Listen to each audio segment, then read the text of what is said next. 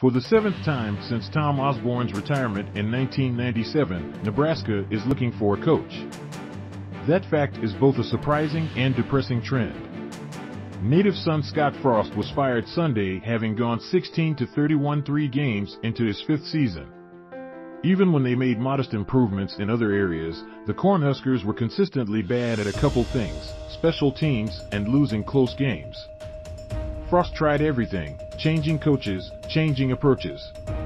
Nothing worked, to the point Georgia Southern sealed the deal Saturday night by gaining 642 yards in hallowed Memorial Stadium, where Heisman Trophy winners and national champions used to dwell. Nebraska is not the same quality of job it used to be. In moving from the Big 12 to the Big 10, the program lost its identity. Traditional recruiting grounds in Texas and California were either ignored or eventually shriveled up. Nebraska has no natural rival in the Big 10, as much as some want to make Iowa that team. Instead, it's seen a far-flung outpost in a league that suddenly boasts a presence in New York, Chicago, and soon Los Angeles. Look at the teams against which they have lost. Northwestern has played in 2 of the last 4 Big 10 championship games. Georgia Southern's Clay Helton was the first coach fired last season at USC. Almost a year to the day, he had a hand in beating Nebraska and ousting Frost.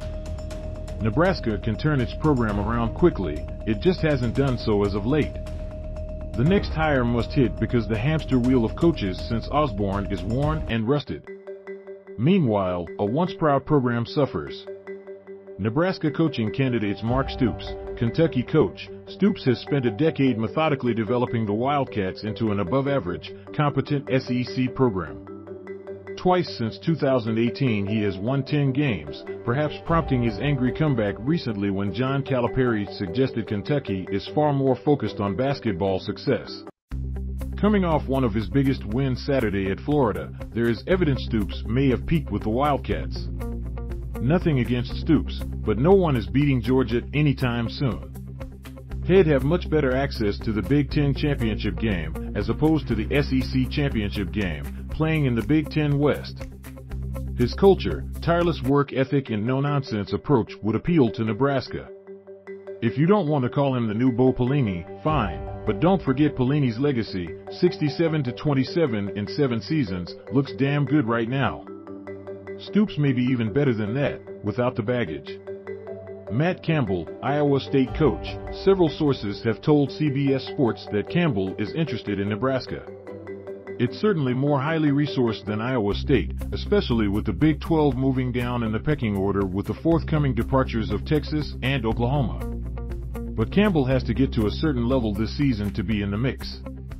That means 6-6 or even 7-5 might not be good enough for Nebraska, which absolutely has to hit a home run this time around. Campbell, 10-7 in his last 17 games, may have simply hit his ceiling at Iowa State. Prior to this development, insiders were saying Campbell was interested in only 2 jobs, Ohio State and Notre Dame. Both are filled at the moment. Mickey Joseph, Nebraska interim coach. Joseph has a lot of support as Frost's associate head coach and a fellow former Huskers quarterback under Osborne. Like Frost, Joseph worked his way up the coaching ladder, most recently at LSU, where he developed what some say is the best group of wide receivers in history. Like Frost, he has a national championship ring, LSU, 2019. He would also bring continuity to the program. With the timing of the firing being almost all about recruiting, Nebraska is swallowing $15 million to fire Frost before October 1st, when the buyout dropped to $7.5 million. Joseph would be able to pick up where Frost left off on the trail. Urban Meyer, Fox analyst. The Huskers wouldn't, would they? Desperation seems to find guys like Meyer, whose winning percentage has to be ultimately balanced against off-field issues. The latest were internal issues with Jacksonville Jaguars players last season. Meyer, a 3-time national championship coach at Florida and Ohio State, was responsible for hiring OSU assistant Zach Smith, whose wife accused him of abuse.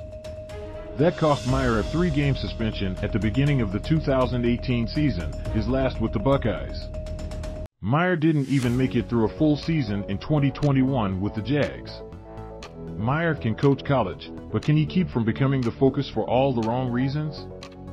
Bill O'Brien, Alabama offensive coordinator, OB already has Big Ten experience as the first Penn State coach in the wake of the Jerry Sandusky scandal. There is no healthier coaching tree from which to pick a coach, Bill Belichick and Nick Saban.